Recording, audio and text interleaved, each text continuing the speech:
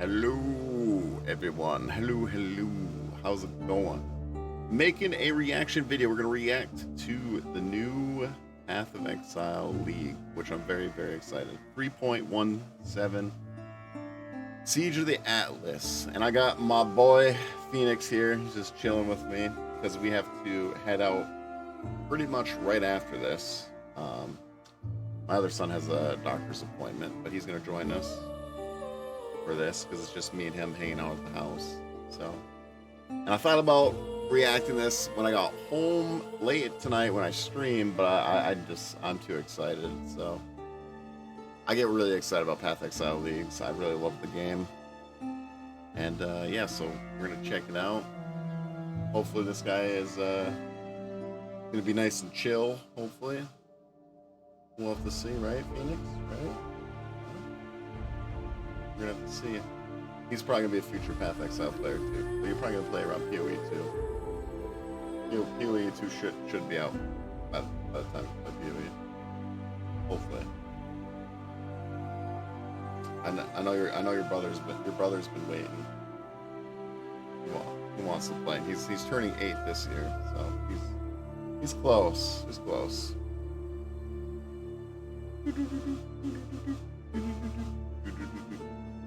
Are you ready? The 1 minute. 1 minute. Hopefully my camera's in a good spot. I have no idea. I usually put it over here though, so hopefully. So hope everyone is excited. This should be a fun reaction. I have no idea. PoE always surprises me. They always go above and beyond with a lot of stuff. So, and yeah, where's Zana at? Where's she at? There's a whole Batman gif. Where is she? Where is she? Right? Where is she? Where's she? Phoenix. Alright, wait. Chris Wilson time. This is Chris Wilson from GGG Games. Wait for it. Say it. Say the thing. Say the thing, Chris. Just say it, man. 5, 4, 3, 2, 1. Game time. All right, here we go. Alice of Worlds, yep. Fun.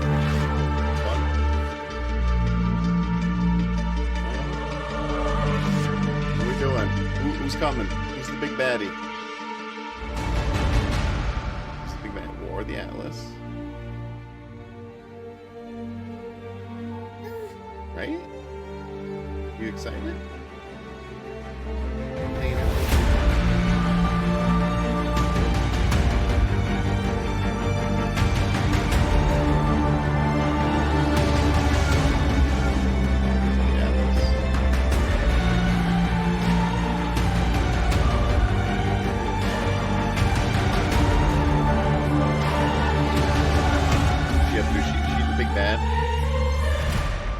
She's been the big bad.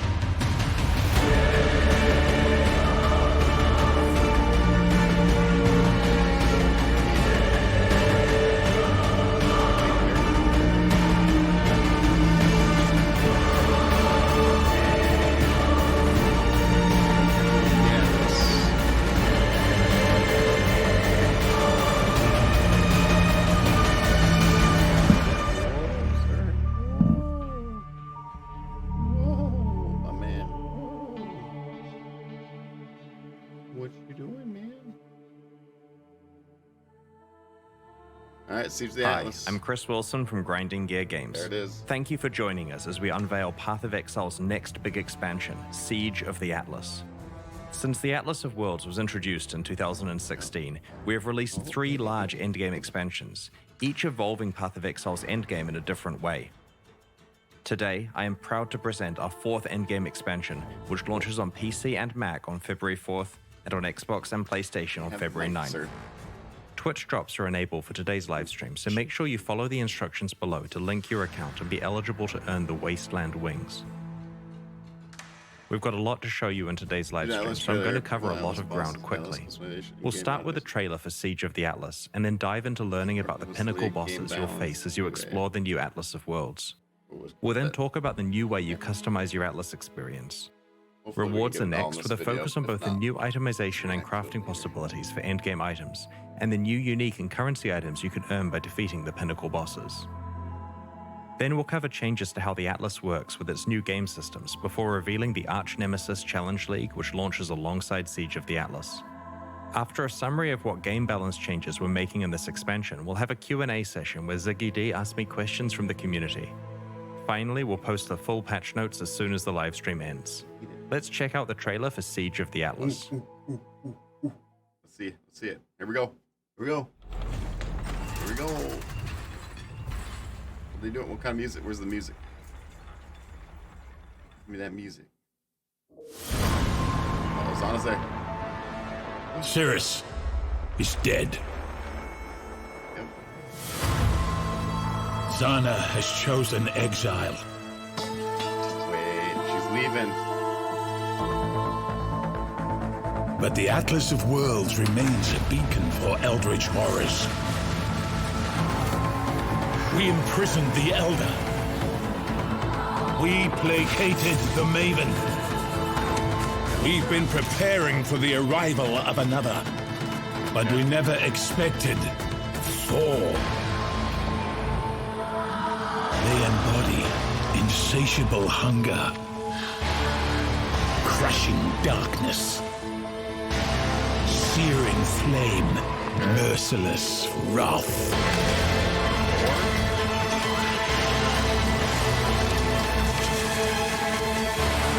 If we don't stop them, they will consume everything. This is a war for our very existence.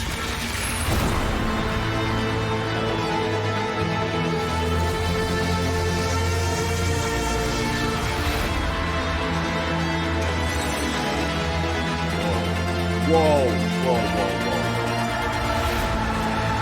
Atlas bypass 3. What the heck? What in the world?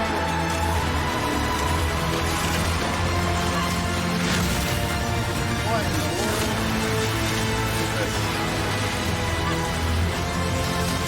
They are here. Stand with us, or we will all perish. Did I see any new abilities though? I'm kind of curious. I was distracted by the Atlas Pass 3. The events in Siege of the Atlas take place after the defeat of Cirrus. With Zana leaving to pursue her own agenda, Commander Kirik has taken responsibility for defending the Atlas and Rayclast against whatever Eldritch horrors might arrive. Because Oriath was decimated by both Katava and then Cirrus, Kirik has moved several map devices to an isolated island in the Karui archipelago and has established a militia in order to prevent another event like the Cirrus incident. In this expansion, you will join Kirik's militia and will be asked to scout the front lines of the Atlas for threats. After encountering the Maven, you will learn that two more Eldritch horrors like her or the Elder are on their way to the Atlas. Unlike her though, their intentions are driven by the need to consume absolutely everything they encounter. Dude, You must learn what you can do about enabled, these like, entities crossbow and attempt to moves prevent and the spears existential already? threats they pose to Rayclast. That'd be sick. New pinnacle content. In Siege of the Atlas, the two new Eldritch horrors are the Searing Exarch and the Eater of Worlds. These are similar to other pinnacle Atlas bosses of the past, such as the Elder, the Shaper, the Maven, and Cirrus. You will hunt down these two bosses and their sub-bosses, the Black Star and the Infinite Hunger. You will be able to pursue both Eldritch horrors at the same time, but you can choose which you are pursuing on a map-by-map basis. In mid-tier maps, you'll randomly encounter the influence of either the Searing Exarch or the Eater of Those big guys Worlds. are cool, man. The Maven understands the threat that these Eldritch horrors pose to her plans. She will modify your map device so that when entering maps, you can choose to add either the influence of the Maven or any Eldritch horror you have encountered. Yeah. As you run subsequent maps influenced by the Searing Exarch or the Eater of Worlds, the amount of influenced monsters in those maps increases as that Eldritch horror gets closer to you. Eventually, you'll encounter either the Black Star or the Infinite Hunger, one of the sub-bosses. You must defeat that boss in order to continue progressing closer to the horror you are pursuing. These bosses have exclusive new unique items in their drop some of pools. You're likely to have encountered the influence of both horrors by this point and can choose which one you're pursuing in each map. Finally, in the highest tiers of maps, you will encounter the Searing Exarch or the Eater of Worlds themselves. If you are able to defeat these extremely difficult foes, they can drop their own exclusive new unique items and Eldritch currency items, which we'll describe later in the livestream.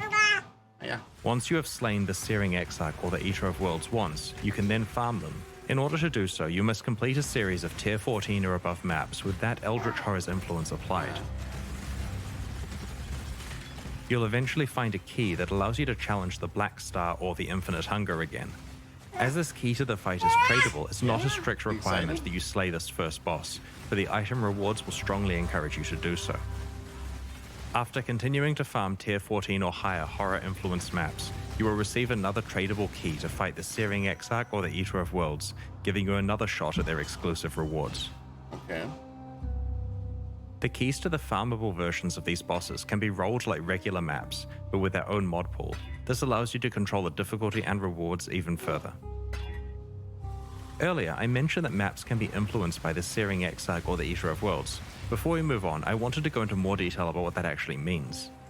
In influenced maps, as you defeat enemies, altars themed around the Searing Exarch or the Eater of Worlds occasionally appear where you kill those enemies. These altars give you the choice between two options that can either modify your character, influenced monsters, or the boss of the map by increasing rewards but also increasing difficulty. You can encounter multiple altars per area, so sometimes you can drastically affect the difficulty and rewards of a map as you play through it. It's also fine to ignore it and choose not to increase the difficulty and reward of the map if you feel that it's already challenging enough. An example of a modification is altering the map boss so that all of its damage shocks, but also causing it to drop an additional Eldritch currency item as a reward. We'll explain what these new currency items do later in the livestream. In the last iteration of the Atlas, you needed to use Watchstones to both unlock new maps and raise the level of maps across your Atlas. This required grinding conquerors and managing the optimal placement of 16 different Watchstones. In Siege of the Atlas, we've removed Watchstones and have restored the hidden maps back to the base Atlas so they don't have to be unlocked over time. We've added much of the power from craftable Watchstones to Atlas passives so that you can still access the benefits you're used to without the busy work of managing Watchstones. Okay. Despite the era of Watchstones being over, we do really like the ability to raise the tier of maps on your Atlas, so that eventually all of them are tier 16. To this end, we have introduced Voidstones. You can earn up to 4 of these, one each from the Uber Elder, the Maven, the Searing Exarch, and the Eater of Worlds. Okay. Placing Voidstones on your Atlas will raise the tier of all of its maps, eventually making them uniformly tier 16. In Siege of the Atlas, we've removed the concept of Atlas regions entirely. Okay. This means that we're saying goodbye to regional Atlas passive trees and hello to a single gigantic Atlas passive tree. Good old Path of Exile. Yep. This new tree has over 600 passives available to choose from, and you can earn 117 Atlas passive skill points by completing your Atlas. Each different map you complete the bonus objective of grants you 1 skill point. You can also earn some extra ones by completing the Maven's multi-boss fights. Whenever you allocate an Atlas passive skill, its stats apply to every map you run anywhere on the Atlas. Also, because it's much faster to complete earlier maps on the Atlas, your Atlas point acquisition is pretty front-loaded, letting you quickly establish an Atlas layout that helps you find and profit from your favorite content. We've integrated some skills from past regional Atlas trees and have created several new ones, like Secret Operations, which turns some of the strongboxes you encounter into a new type of strongbox that drops scarabs. Interesting. Corrupted Gaze causes Abyssal Jewels to sometimes drop Corrupted with 5 or 6 modifiers, rather than a typical 4. Ghastly Devotion guarantees that areas that contain ritual altars will always contain 4 altars. Having one massive Atlas tree means that you can deeply specialize in certain types of content without being limited to what was available in a specific region. You can increase how often you encounter your favorite content and can adjust how challenging and rewarding that content is. The removal of Atlas regions means that you have more freedom to run the maps you like without being forced into regions of the Atlas that have passives that affect the content you wanted to play. The topic of map drops is also important here. Powerful characters are capable of playing very juiced maps, which results in them finding a lot of items, including more maps. Often, they get more maps than they actually need. Weaker characters have to be more careful with what mods they add to their maps and hence find fewer maps. This new Atlas tree lets you choose how much you want to invest in the map tier upgrade that used to be the Atlas completion bonus, which means that powerful characters who don't need extra maps can instead focus those points on improving the rewards from content they play. On the other hand, weaker characters can invest in finding better maps, and can then respec this later on once they're finding a surplus. Yeah, you getting your We'll make the opinion full out? tree What do available you next think? week so that you can start planning before Siege of the Atlas launches. Nice. Every large Path of Exile expansion needs a new way to create the most powerful items in the game. Siege of the Atlas introduces a new endgame item mechanic called Eldritch implicit modifiers. A problem we had with the old Shaper, Elder, and Conqueror influence system was that while the items were extremely powerful, they had to be crafted using highly specialized and complicated methods. A regular influenced item you found on the ground usually wasn't of much value, unless it was a certain base type at a specific item level. Affected by chill. Influenced items were generally not that useful in early, mid, or even most high-end maps, as they were basically a post-endgame feature. Our new system of Eldritch implicits allows you to apply Eldritch mods to already good items that you have, so that you have a lot more freedom to choose how you create your best items. You can also start interacting with Eldritch implicits much earlier in your mapping experience. Interesting. As you know, Path of Exile items can have an implicit mod that either comes built into the item based on what type it is, or can be modified with systems such as Vile Corruption. Eldritch implicits replace existing implicit mods, but with a twist. An item is allowed to have one Eldritch implicit from the Searing Exarch and one from the Eater of Worlds at the same time. These implicits have many different tiers and several ways to interact with them. While playing maps in Siege of the Atlas, you may find some new currency items, Eldritch Ember and Eldritch Ichor, corresponding to the Searing Exarch and the Eater of Worlds respectively. These currency items can be applied to gloves, helmets, body armors, or boots, and overwrite the item's regular implicit mods with new ones from two special pools of powerful modifiers. As I mentioned before, an item can have both a Searing Exarch implicit and an Eater of Worlds implicit at the same time. Applying the same type of orb multiple times will overwrite the appropriate mod with a new random one. These gloves have a single Eldritch implicit mod which grants you the ability to gain rage on hit, rate limited by a cooldown. There are two Eldritch implicit mods on this helmet. The first one simply grants some added fire damage with spells. The second implicit causes enemies within a radius near you to be unable to regenerate life. Each mod has 6 tiers of power. The first 4 tiers come from the 4 versions of the Eldritch Ember and Ichor currency items, while the highest 2 tiers can only be upgraded to with a special item we'll explain soon. The first tier of Eldritch Ember or Ichor drops on all maps and means that any important build-enabling mods are available without having to complete the entire atlas. The second and third tiers come from exploring maps influenced by the Eldritch Horrors, and the 4th tier drops from the Searing Exarch or the Eater of Worlds themselves. You may be wondering how you get access to the 5th and 6th tiers. This requires some luck and planning. The Maven and her encounters have a chance to drop the Orb of Conflict. When used on an item with 2 Eldritch implicits, the Orb of Conflict lowers the tier of one implicit mod and increases the tier of the other. This allows you to manipulate the balance between the 2 types of implicits. The best possible outcome is to have a tier 6 and a tier 4 mod at the same time. In order to achieve this, you'd want to apply the highest Eldritch Ember or Eldritch Ichor over and over until you have a tier 4 modifier that you want. Then use Orbs of Conflict to try to get it to tier 6 before using more Ember and Ichor to lock in the tier 4 mod of the other type that you're looking for. We have made sure that the power of these modifiers is available earlier in maps so that you get access to them when you need them, rather than after you need them. Also, none of the new implicit mods have item level restrictions that prevent them from being applied to an item. There are also conditional versions of Eldritch implicit mods that are only enabled when specific types of enemies are in your presence. These ramp up in power as the condition gets more restrictive. These conditional mods are designed for players who feel that they have sufficient clear speed for easier monsters and want to specialize in being even more effective against the really tough bosses where it matters. Items with Eldritch implicits can also have a property of being dominated by one of the Eldritch Horrors. If an item has a higher tier Searing Exarch mod, then it is considered dominated by the Searing Exarch. Conversely, if the mod for the Eater of Worlds is higher tier, then it is considered dominated by the Eater of Worlds. Domination matters for 3 new currency items we're introducing. The Eldritch Chaos Orb will reroll the prefixes of an item if it is dominated by the Searing Exarch, or the suffixes if the item is dominated by the Eater of Worlds. The same is true for the Eldritch Exalted Orb and the Eldritch Orb of Annulment, which add or remove a prefix or suffix depending on which horror dominates the item. These very rare currency items give you a large degree of control over your endgame rare item crafting if you're able to manipulate the Eldritch implicits correctly. It's important to note that you can't apply Eldritch implicit mods to influenced items. By that, I mean items that have the old type of Shaper, Elder, or Conqueror influence. The Siege of the Atlas expansion contains a whole roster of new unique items, which drop from the 4 new Atlas bosses we have introduced. All of these are powerful uniques, and we'll show you 6 of them today. The Ashes of the Stars Onyx Amulet increases the level of all of your skill gems and grants them an additional 20% quality. It also improves the reservation efficiency of your skills and lets you level all of your gems faster, which is really useful for gems such as Empower and Enlighten. The big boost to quality is very valuable with some alternate quality gems, as well as certain skills like curses. Oh my. The Dissolution of the Flesh Prismatic Jewel changes the way that you interact with incoming damage. While you have this jewel equipped, damage is taken in the form of a temporary reservation to your life pool. If you reserve 100% of your life, you die. This allows you to ignore life recovery completely, since the actual amount of life you have left is irrelevant as long as you manage the timing of your life reservation.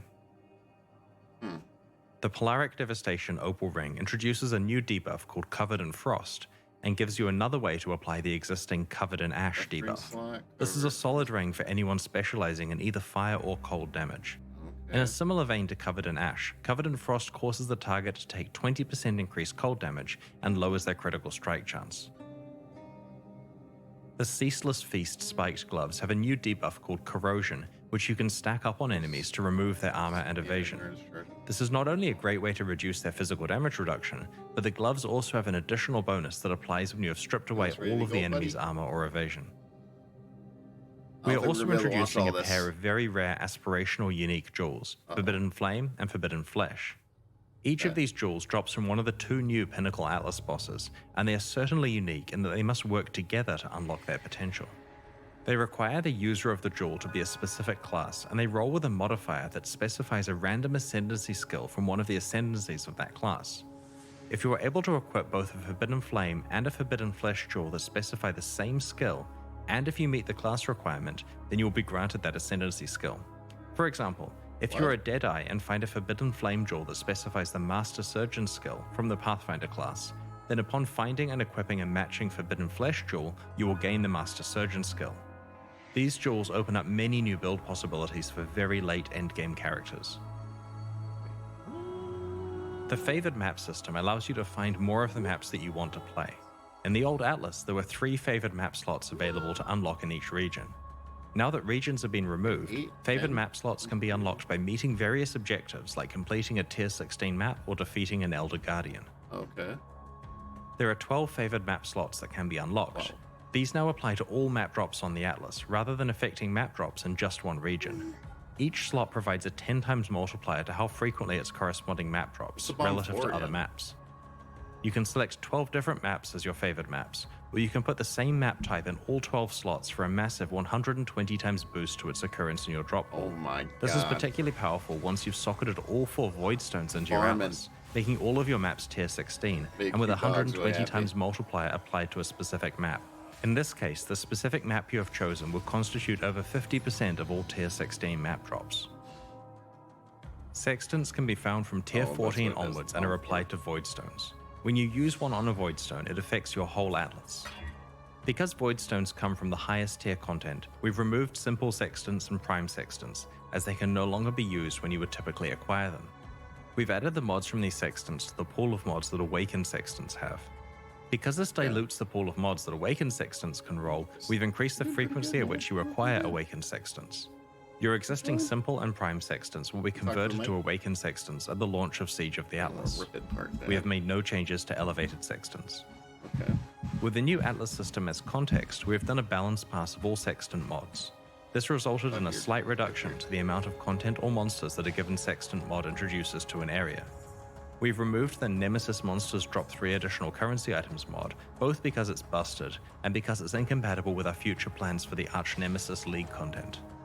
We've also added a whole bunch of new Sextant modifiers. The general intention behind these new mods is that they give a strong whole new benefit endgame. while adding extra difficulty, or reward players for specializing into having other leagues present in an area. For example, there's a Sextant mod that ensures that all breaches in an area belong to Cellular. So if you can maximize the number of breaches through scarabs, map device modifiers, the Atlas passive tree, or other Sextants, then you've got a whole bunch of valuable Cellular breaches in that map. With the removal of Watchstones, players would have lost the ability to swap in and out Watchstones with different Sextant modifiers on them depending on which maps they were running.